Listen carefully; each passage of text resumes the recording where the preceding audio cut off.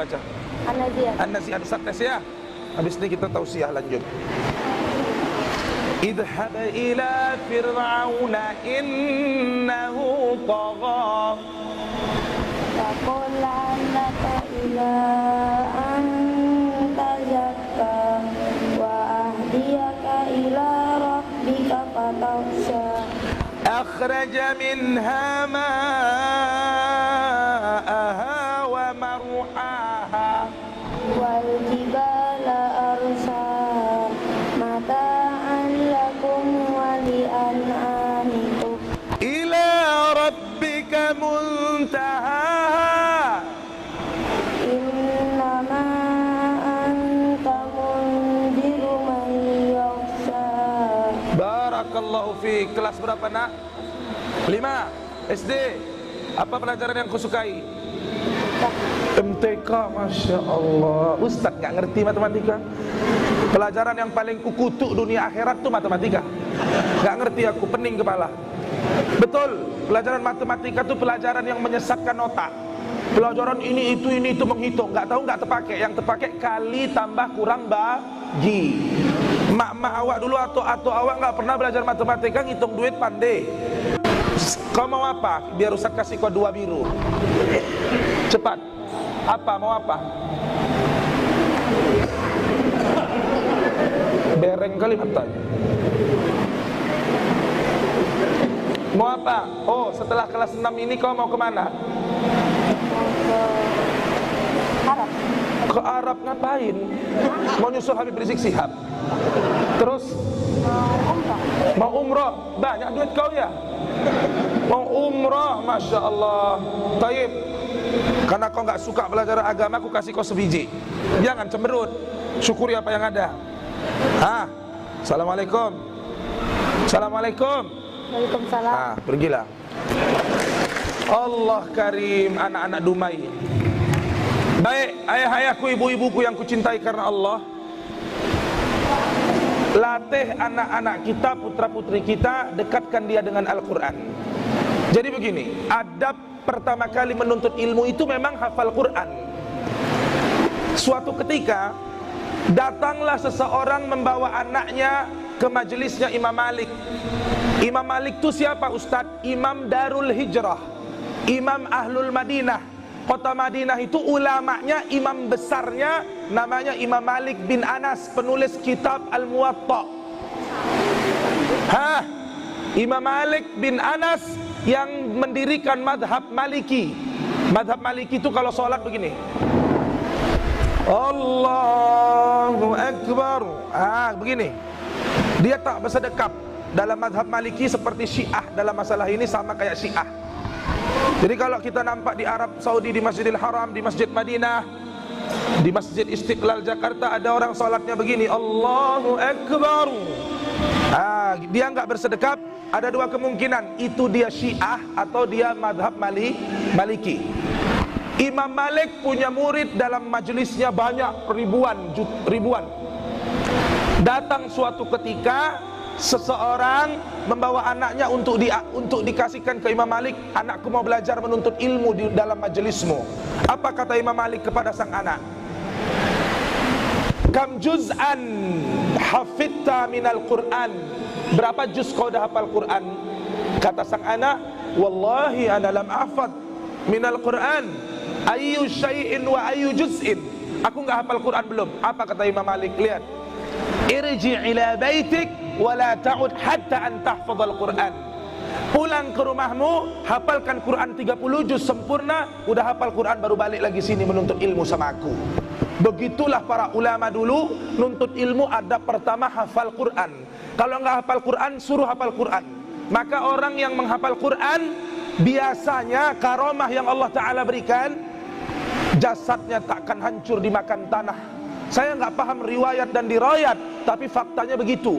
Orang yang menghafal Quran dan mengamalkan isinya, maka waktu dia mati ditanam, biarkan 2-3 tahun, bongkar kuburannya, tes nggak percaya, lihat jasadnya masih utuh. Kenapa? Karena cacing dan belatung tak akan pernah mampu untuk memakan jasad umat Muhammad yang di dalamnya tersimpan ayat-ayat Allah. Allahu Akbar.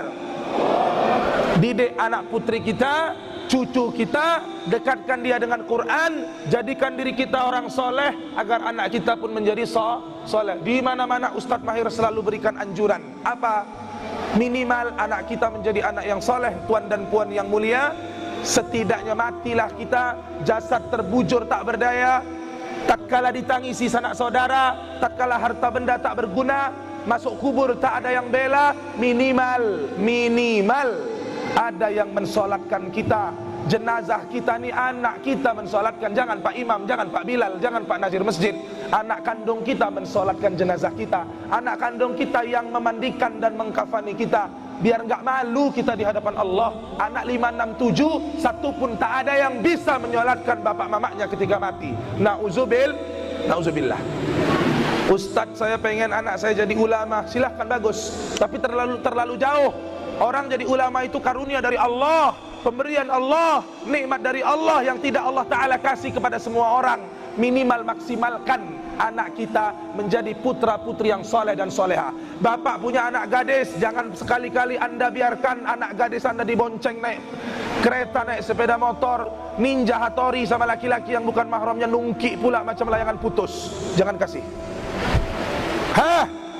Apa yang anda terima berupa anak, berupa putra putri dari Allah, itu akan dimintai pertanggungjawaban di hadapan Allah. Anak itu anugerah. Kemana anakmu kau didikkan? Kemana anakmu kau ajarkan? Ditanya di hadapan Allah, bukan main-main. Dia generasi penerus kita. Apa kata Nabi? Ajarkan anak-anakmu sholat di umur mereka 7 tahun, tapi pukul mereka, tempeleng mereka ketika mereka tak mau sholat umur 9 tahun.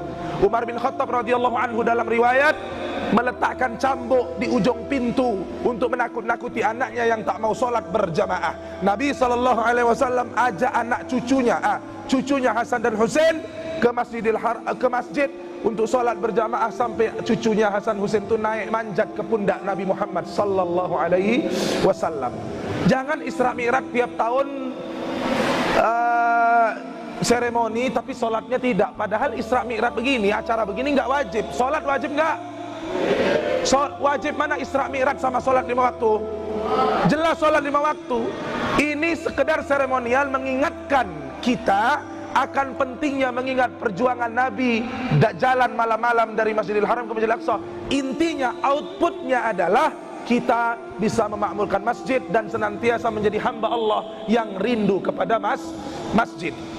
Lihat, perhatikan iman manusia di akhir zaman, termasuk Ustadz Mahir Tuwailibi, penuh kekurangan, penuh kelemahan, penuh kedhaifan, penuh aib dan cacat.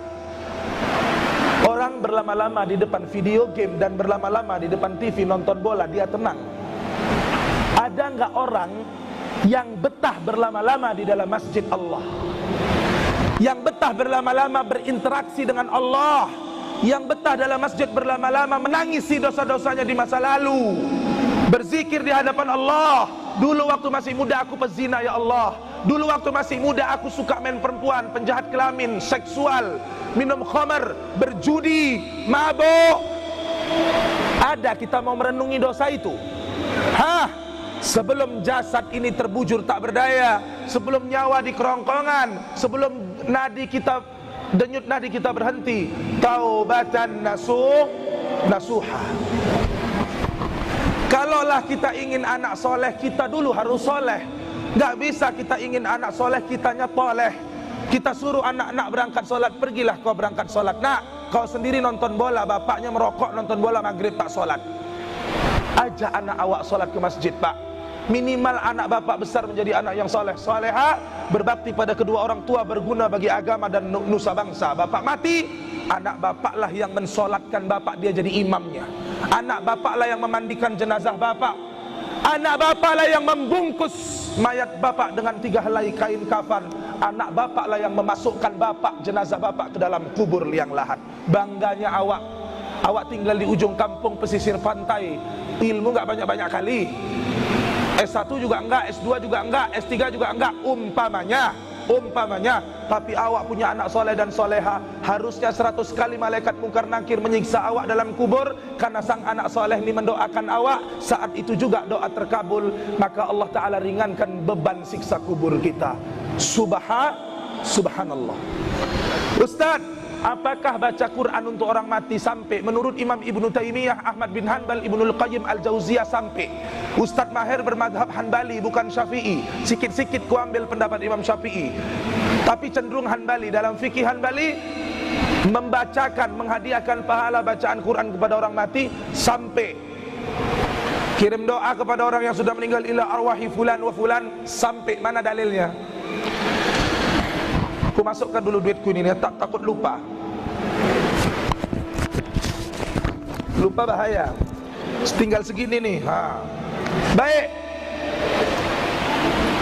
Dulu Rasulullah berjalan dengan para sahabat, Pak. Berjalan dengan para sahabat. Kamera siap-siap. Berjalan Rasulullah dengan para sahabat. Ternyata Rasulullah sallallahu alaihi wasallam melintasi kuburan. Kuburan. Satu kanan, satu kiri. Ada 2 kuburan. Rasulullah berhenti depan kuburan.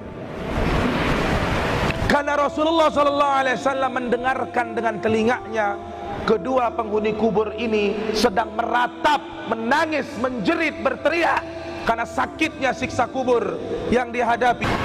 Rasulullah berhenti, para sahabat pun berhenti. Lalu Rasulullah pun mengangkat kedua tangannya.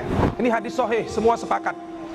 Rasulullah bacakan sebagian ayat Quran dan Rasulullah doakan supaya diringankan beban siksanya.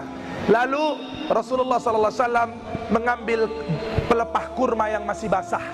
Pelepah kurma yang masih basah diambil Rasul, dibelah 2 oleh Rasulullah. Yang satu diletakkan di atas kuburan yang satu diletakkan di atas kuburan yang satu. Kata Rasulullah, selama pelepah kurma ini masih basah, maka penghuni kubur yang sedang disiksa ini diampuni oleh Allah dan diringankan beban siksanya. Inilah dalil bolehnya kuburan itu pakai bunga. Walaupun kawan-kawan kita dari Muhammadiyah tak pakai, enggak apa-apa juga, enggak ada masalah, enggak wajib, kita hargai pendapat itu. Tapi ini dalil Nabi mendoakan. Artinya bacaan Quran yang dibaca Nabi sampai ke mayat, masuk ke dalam kubur. Ini dalil. Kalaulah awak punya anak soleh, kalaulah awak punya anak yang solehah, tak perlu disuruh, dia ngerti. Habis sholat sunnah diangkatnya Pak tangannya. Ini yang saya amalkan. Mak bapak saya alhamdulillah masih ada. Nenek saya Siti Aminah sudah meninggal. Saya tahu agama ini didikan nenek saya. Nenek saya sampai kelas 3 SD saya dididik oleh nenek saya. Diajarkan Quran, diajarkan alif, bata, sa, jim, ha, kha dan seterusnya. Kelas 3 SD nenek saya Siti Aminah meninggal, dikubur. Mama saya orang umum, orang awam, tak paham agama. Bapakku apalagi bodoh tentang agama, sibuk nyari dunia dan seterusnya. Anak kami 3 bersaudara. Pertama umurnya sudah 40 tahun di Malaysia, dapat orang Malaysia. Kedua, abang saya sudah menikah, anak sebiji, anak 1. Ketiga saya, anak juga 1. Yang bagus-bagus sikit saya lah, lainnya enggak. Jangankan doa, ingat dengan kuburan nenek saya saja tidak. Ingat saja tidak. Saya kalau pulang ke Medan, pertama yang saya cari kuburan nenek saya Siti Aminah. Saya ziarah ke makam sambil menangis. Demi Allah Pak, sambil menangis. Saya bersihkan makam itu sambil menangis. Karena kita harus mengingat mati. Kata Nabi apa? Sebaik-baik orang adalah orang yang selalu zikrul maut, mengingat kematian. Orang yang selalu ingat mati pasti dia akan dekat dengan Allah Ta'ala. Tapi orang yang sibuk dengan cari dunia, sibuk dengan urusan dunia, duit dikumpulkan banyak-banyak, kata Rasulullah, dunia ini lebih hina daripada sebelah sayap nyamuk. Kenapa harus terus-terus dicari? Boleh kita jadi orang kaya, tapi jangan haus terhadap kekayaan. Apa kata Nabi?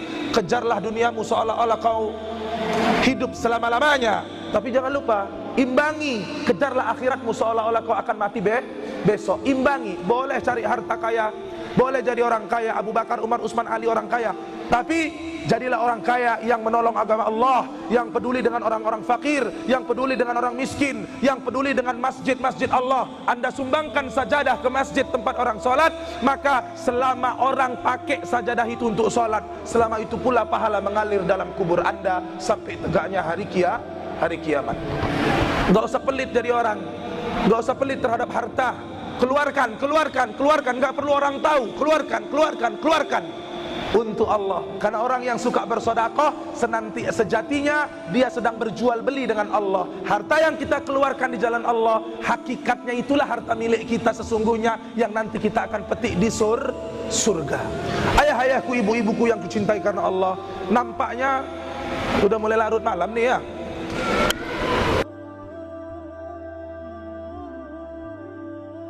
Assalamualaikum warahmatullahi wabarakatuh.